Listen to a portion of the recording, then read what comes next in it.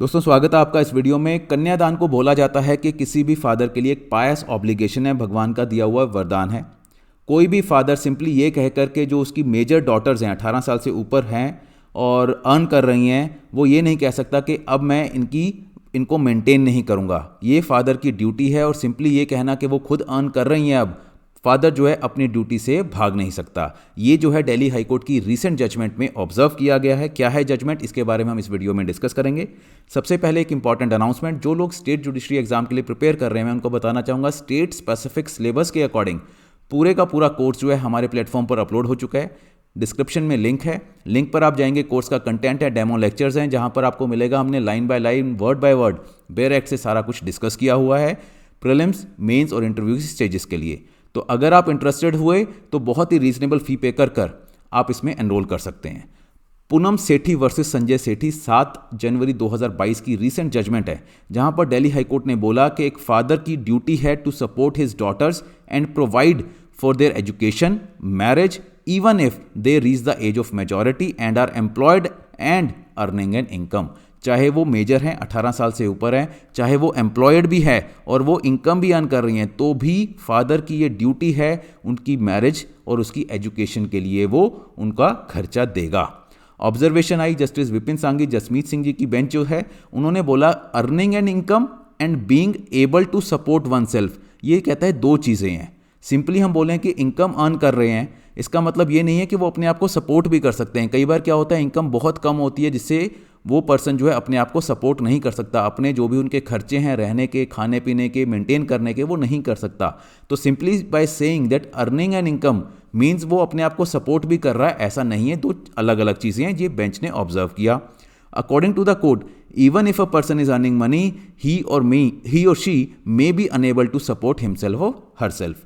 Court ने observe किया this obligation is legal and absolute in nature arising from the existence of parties relationship and kanyadan is a solemn and pious obligation of Hindu father that he cannot breach। तो ये एक pious obligation है, solemn obligation है जिससे कोई भी बच नहीं सकता, जिसको नहीं तोड़ा जा सकता।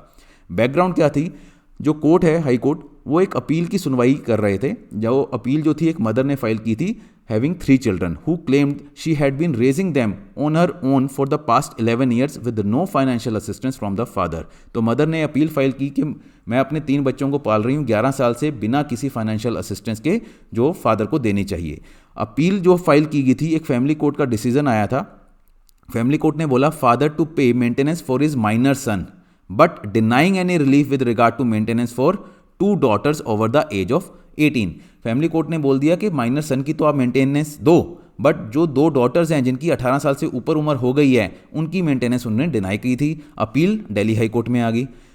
जो फादर के काउंसिल थे उन्होंने बोला Hindu adoption and maintenance act, तो ध्यान रखो Hindu adoption and maintenance act के बारे में यहाँ बात है, which states that maintenance is limited to unemployed and dependent daughters. वो कहता है कि सिर्फ हिंदू एडॉप्शन मेंटेनेंस एक्ट में अगर बात करें तो डिपेंडेंट डॉटर होनी चाहिए, अनएम्प्लॉयड होनी चाहिए। He also claim that no provision in Hindu marriage act requiring him to pay maintenance for his daughters and wife once they are earning. तो कहते हैं हिंदू मैरिज एक्ट में भी कोई प्रोविजन नहीं है ऐसा, क्योंकि अगर उसके अकॉर्डिंग यह है कि अगर डॉटर्स या वाइफ अर्न कर रही है तो कोई भी प्रोविजन नहीं है हिंदू मैरिज एक्ट में भी जिसमें कि वो मेंटेनेंस लेने की फिर हकदार होती है।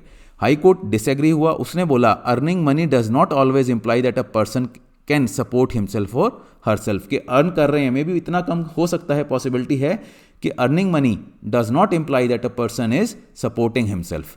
तो कोर्ट ने क्या हल किया, कोर्ट ने बोला it is customary for the parents of the son daughter who is getting married to devote all of their financial resources to the wedding. कि वेडिंग के वक्त वो जितना भी अपने फाइनेंशियल रिसोर्सेज हैं, वो ज़्यादातर जो कस्टम्स है हमारे पेरेंट्स जो हैं पूरा ट्राई करते हैं कि उनके मैरिज को अच्छे से किया जाए।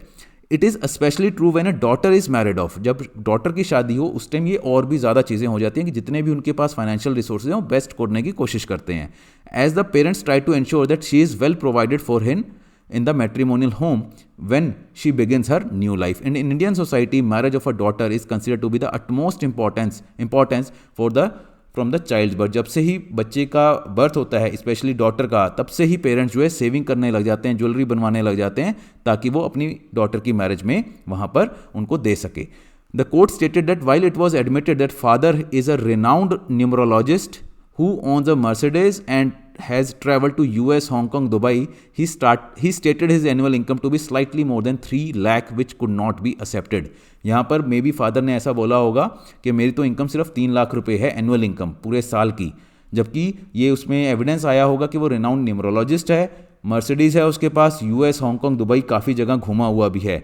तो एज अ रिजल्ट द जजेस stated that determining father's financial situation require some guess work. तो उन्होंने गैस वर्क किया कि हाँ इसकी 3 लाख तो नहीं है, इसकी ज़्यादा ही है. It then ordered him to pay 35 lakh towards the marriage expenses for elder daughter. Elder daughter के लिए बोला कि 35 लाख रुपए दो, जो कि यूके में वहाँ पर रहती है और काम करती है. जो अनएम्प्लॉयड यंगर डॉटर है उनको उसके लिए बोला गया, फादर को ऑर्डर किया कि आप 50 लाख रुपए जो है उसको पे करो, because she is not earning any income and her marriage is already schedule भी हो चुकी है और वो कुछ अर्न भी नहीं करी. उसके लिए 50 लाख रुपए कोर्ट ने ऑर्डर किया. तो ये था इसमें डिसीजन. काफ़ी ज़्यादा आपके लिए हेल्पफुल रहेगी मेंस के पॉइंट से भी, एसए के पॉइंट ऑफ व्यू से भी. कहीं ना कहीं इस तरह का क्वेश्चन आपको मिल सकता है, टॉपिक मिल सकता है, आपको ध्यान रखना है. राइट. तो ये था हमारा इस टॉपिक पे वीडियो. अगर आप मुझसे टेलीग्राम चैनल के थ्रू जुड़ना चाहें तो ये मेरा लिंक है, आप इससे जुड़ सकते हैं. जुडिशरी से रिलेटेड मैं इसमें अपडेट्स जो है आपके साथ शेयर करूंगा. Thank you and all the best.